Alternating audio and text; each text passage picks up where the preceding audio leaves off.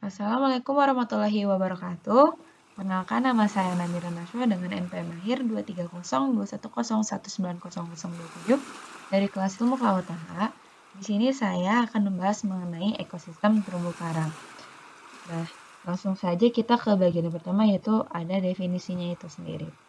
Nah, jadi di ekosistem terumbu karang ini tuh ada beberapa definisi yang cukup membingungkan, yaitu ada karang, tumbuh, sama terumbu karang. Nah, apa sih bedanya 4 definisi ini?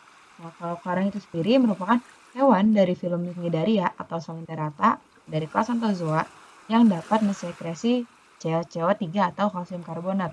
Nah, kalau si terumbu itu sendiri merupakan padatan CaCO3-nya atau padatan kalsium karbonat. Sedangkan kalau karang terumbu merupakan dia tuh pembangun utama struktur terumbu atau hewan karang yang dapat menghasilkan kapur.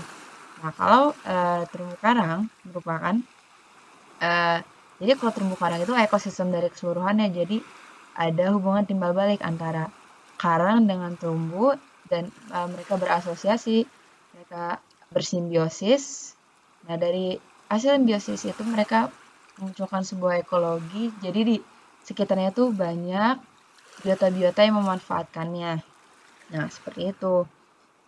Nah, kita lanjut ke pembahasan selanjutnya, yaitu ada pembagian karang. Nah, dalam pembagian karang itu sendiri, ada hermatipik dan ahermatipik. Apa sih bedanya? Nah, kalau hermatipik itu merupakan karang yang dapat membentuk terumbu dan umumnya bersimbiosis dengan zooxanthella, dengan simbiosis mutualisme. Kalau si jenis ahermatipik ini, mereka itu merupakan karang yang tidak menghasilkan terumbu dan tidak bersimbiosis dengan zooxanthella. Nah, cara ngebedainnya tuh gimana? Nah, kalau si hermatipik itu, dia ciri-cirinya itu tentakelnya kelipatan 8. Kalau ahermatipik, dia ciri-cirinya tentakelnya kelipatan 6. Nah, ini tuh ada contohnya. Kalau hermatipik, contohnya ada Acropora millipora. Kalau hermatipik itu contohnya ada Dremel pacifica.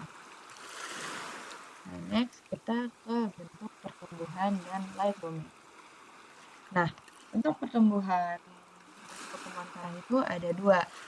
Ada yang Acropora sama non-Acropora. Apa sih bedanya?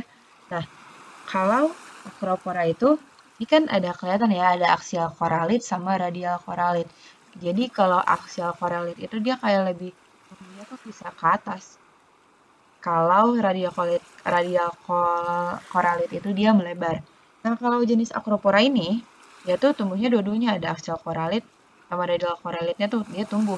Kalau si non-Acropora dia yang tumbuh cuma radial koralitnya aja, jadi dia bakal melebar.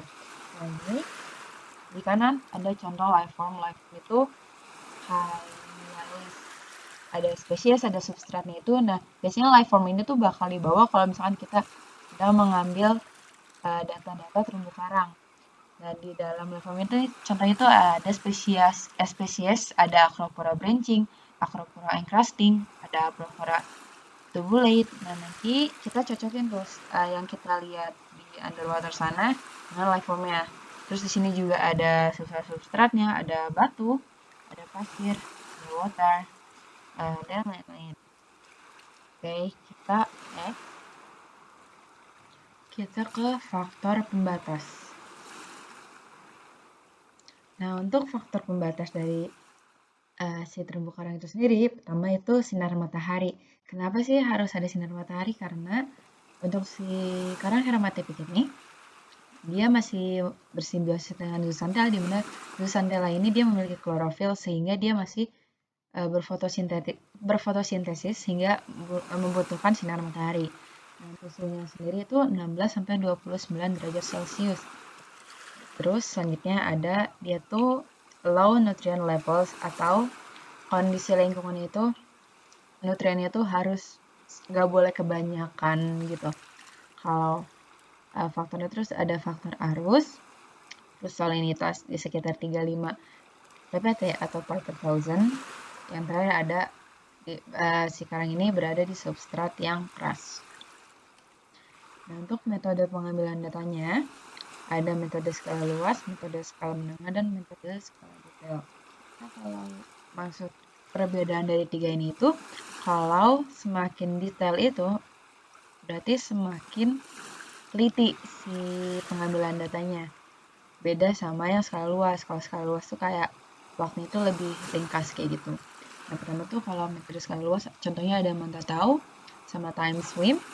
Kalau metode skala menengah ada point intercept transect sama line intercept transect. Kalau metode skala detail ada kuadrat, terus ada belt transect sama underwater photo transect. Oke, sekian mengenai pembahasan ekosistem terumbu karang. Maaf bila ada salah kata. Wassalamualaikum warahmatullahi wabarakatuh.